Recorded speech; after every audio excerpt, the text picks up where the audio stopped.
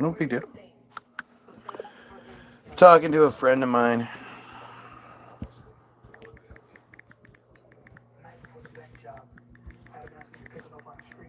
Uh, but guy I've known my whole life. Really, not my whole life, but since high school. Yeah. Please go. See. Um, I we were unwilling outcasts, right?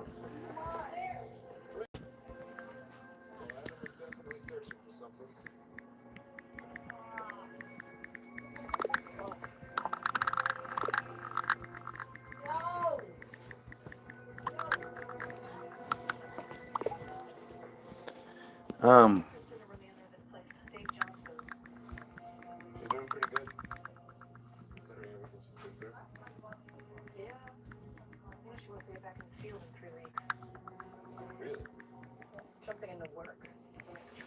so I'm talking to a buddy, and he is he's Palestinian. That's something I knew. That's something that mattered. That's something that we even talked about back then. It just wasn't like a thing. I mean, we just didn't think anything about it, you know? Barely knew anything about Israel Palestine stuff. Um, and it's hard to like really put into perspective for people that if you're young, if you're a couple of generations below, you know, you can't, or maybe you forgot. It's hard for you to grasp just how controlled we used to be. Like as much as everything is manipulated and controlled nowadays, for sure. When you think back to the time when there were three news stations, three TV stations, and you know, or by the time I'm a little bit older, you have like CNN and stuff like. But it's basically like, especially like my parents, grandparents, and all that. As intelligent as those people were, they're really stupid. And my buddy was talking about how irritating it is trying to talk to people about the Jews. And I think one of the hardest parts is when you still have some of that programming, right? Like, I wouldn't have a problem at all talking about it, but I think most people are still like, most people still feel weird about saying or hearing the word Jews. Like it's a slur or it's a bad thing. It's the only group that what you call them can be considered a slur depending on how you say it. Like if you're like, Jews, then people are like, oh, that's terrible. But if you're like, the Jews or something, then, people will still be like, hey, you can't say that. But they still, they play in. Oh, look, random episode on, which show is this? FBI, talking about Tel Aviv, Mossad, blah, blah, blah. Always. It's always like this. Something I don't think my wife would have ever noticed. I don't think any of you would notice it. But all of these shows, you'd be shocked if you actually stopped and pay attention to how many plots revolve around Israel, something happening, somebody's attacking Israel, some sort of Israel good guy, everybody else bad guy. So many plots revolve around that shit. It's really fucking crazy.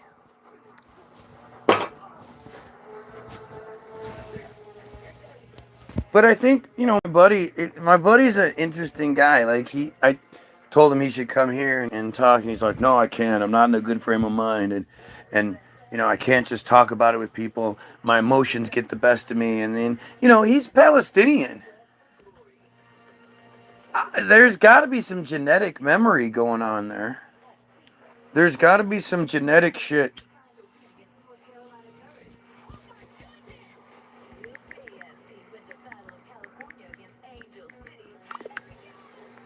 There's got to be some like as passionate as I am about this and as fire it. I don't have any fucking connection to it. He's my connection to it. He's my Palestinian part of my history. And again, we were so back then. We were so like he would say stuff. Well, we would just avoid it as much as we could.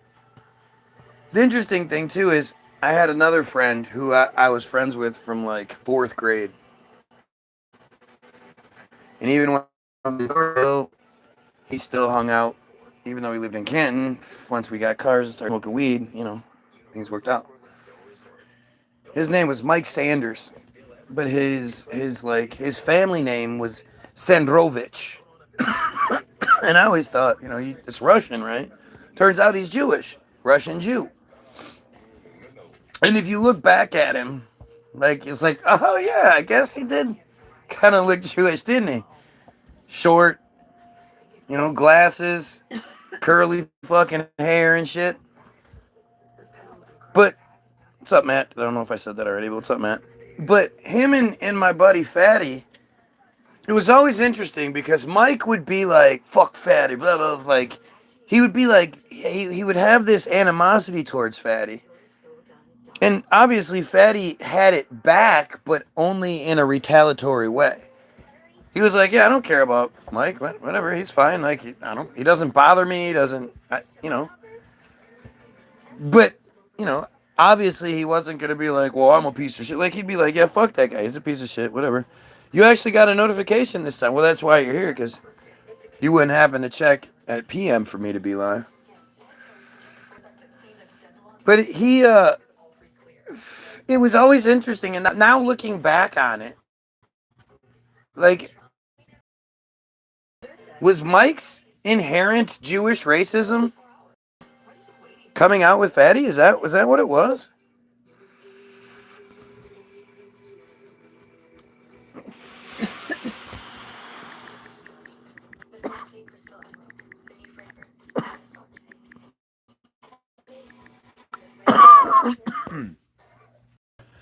Hey, Loki was checking a little bit. It popped up as well. Nice.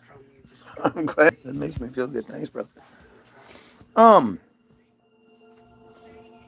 But it's like,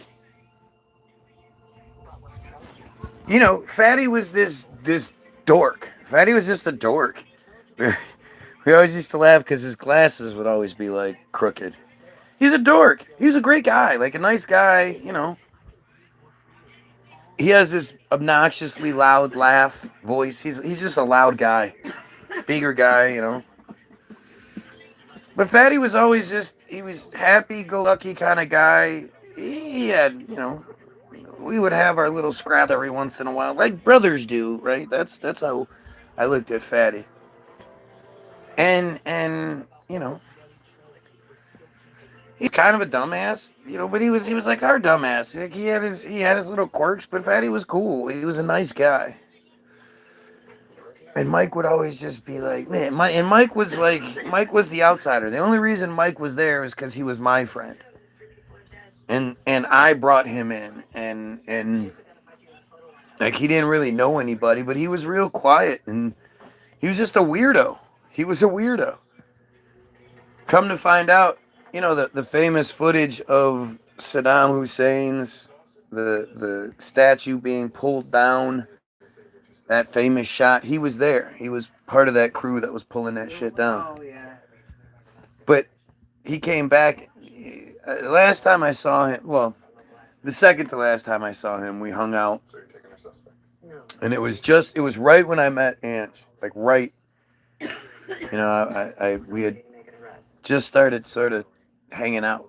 And, Crazy Mike? Yeah. And it was right around July 4th. It was July 4th, because we hung out on July 4th, and I saw it firsthand. I saw a man who, every time a firework would go off and it was loud, he would do that shit. He would, like, he still had it in it. Turns out he was a mortar guy, whatever. And he would lay waste. He'd say, we would lay waste to an area. So they would just, bloop, and just, civilian. Like, the guilt on that man's conscience. You could see it. You could feel it. And he was always kind of a psycho, so it fit. But all those guys, Christopher, our old neighbor, Theo, all those guys. Every single one. That caused death by their own hands in one form or another. Like, they are forever fucked up. Yeah, they're just little kids. 18-year-old kids. A helicopter in your house. Put all your furniture in your bedroom. That dude was so fucking crazy. Flip it out, but he was at us for no reason. He was just crazy. Like, his brain had been broken, and instead of there being like something to put him in and help him transition, they were just like, all right, go back to normal life, guy. He was so young, and he was the guy that went from killing people like with his hands to being the leader of like a kill squad. So now which like, is crazy too, because younger guys than you killing people, and you're showing them. Oh my but God. He was also like, that's extra fucked up. He was him and his sister were these Asian kids that were adopted by these rich Jews, actually. Yep. And they spoiled them. They adored them. Yeah. He said more so his sister, but yeah, and I don't know what that means. I think that they were more show babies. Of course. You know? Look at what we have. Look what we were able to buy. We got a brother and sister. And he grew up with all the benefit in the world. And he still decided to go into the shit for some reason. He didn't have to. He was smart. He could have not gone into the military. Oh, that's why he went through the ranks so quickly at such a young age. He was smart. If he's still alive, I'd be shocked. He is. I talked to him. That's what baseball. No shit. Christopher Ramsdale. My wife doesn't let anything go. She doesn't throw anything away. You don't. I was friends with him way back, you know, when it first started. And you guys weren't friends. we lived in the same building as that dude for like Facebook. 8 months. I haven't unfriended him. There's no reason to. He doesn't post it up. He doesn't come on like that. Whatever. It's just, like I say, you don't throw things away. Shared a birthday with my dad. Very strange. And his name is Christopher. The whole thing is just nuts. To do that, like, it's all so unnecessary. On either side. But it basically comes down to, on either side, megalomaniac men. At least what we're told to believe is that for some reason they want more and we are all in danger. So to prevent ourselves from being in danger, we should sign up for the most dangerous job you can do, join the military, and, you know. Oh my God. I mean, what people don't understand is the most danger that you are in your everyday life is not what you think it is.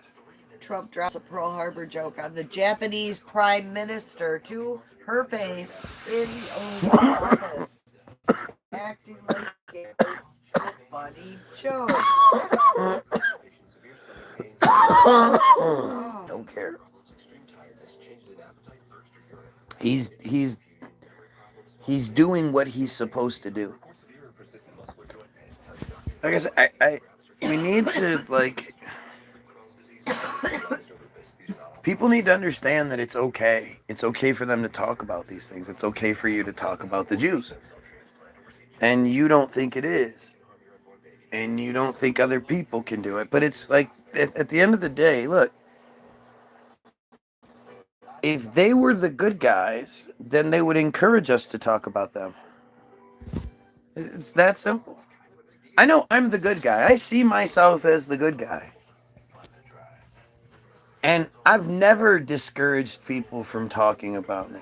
When people make fake pages and, fake groups and all these other things so that they can get together and talk shit, troll farm, whatever it is, I'm more than okay with it. Because I know that even if you happen to get caught in their web and you're like, man, this guy Williams, motherfucker, he's a piece of shit, yada yada yada, you get this whole thing about me, and then you finally come to the feed and I'm gonna fucking show him, I'm gonna go there, I'm gonna tell him, they've been telling me he does this and he does that, and you spend 10 minutes on my feed, you're gonna realize like who the bad guy actually is. I don't worry about it at all. I want people to talk about me so that other people are like, let me go see what all this is about.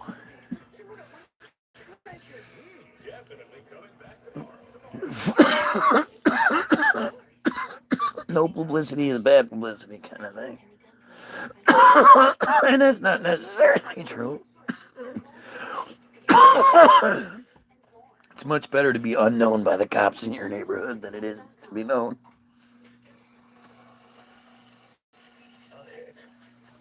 But I just remember, like, being in high school and a girlfriend of ours was like, oh man, the girls in the locker room were talking shit about you today, blah, blah, blah, blah, blah. And I was like, really? She's like, what do you mean? Why is that? Like, they were talking about me? Like, they could be doing anything else. They could be talking about anyone else. And they're talking about little old me? Oh, I'll take it.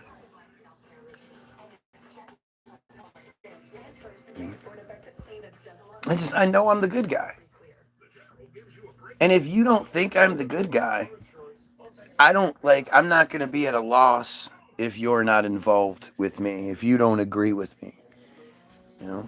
If you're somebody that doesn't agree with me that pedophiles should be destroyed, what the fuck do I care? Who are you to me? I lump you into that category at that point. If you're somebody who supports Judaism, well then, okay. I already go into it knowing you're not going to like me.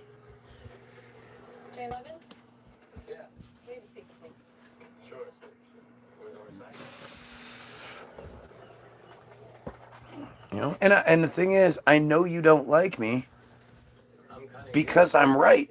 I mean, it's really a weird thing. Like it's hard to not be arrogant about it. But it also that knowledge base is why I come across the way I do. It's why I come across confidently and to some arrogantly because I'm right. I know I'm right. I don't have any worry whatsoever that the thing that I believe might be the bad thing or might be used against me or you know. And of course, I've been trained just like all of you to give a shit about things and you know, supposedly I'm supposed to care about what random strangers think and adjust my personality for them and all that. Fuck that. I don't know who you are behind closed doors. From what I can tell, it's more likely that you dabble in pedophile stuff than you don't. Especially when you start, checking off boxes. Oh, you're a Christian? Okay. Oh, you're a Trump supporter? Okay. And I know we're not supposed to say these things, but each piece sort of fits together. This isn't a fucking drawing. This is a Monet.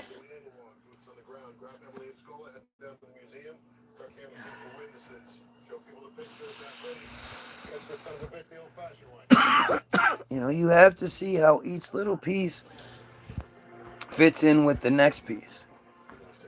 And they all do. It's all really easy to see it all.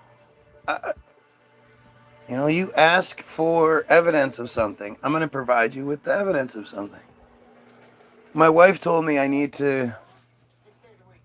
She was like interested for a minute. It was like a couple of days where she was like, we should really try putting together some sort of thing, some sort of, and maybe if I had a proper setup, like I really a proper podcast type setup. I knew how to bring shit up on the screen, and I could show you guys a bunch of shit, and I believe I could make the case. It's gonna take a good hour and a half, but starting with things like proto-Zionism, going into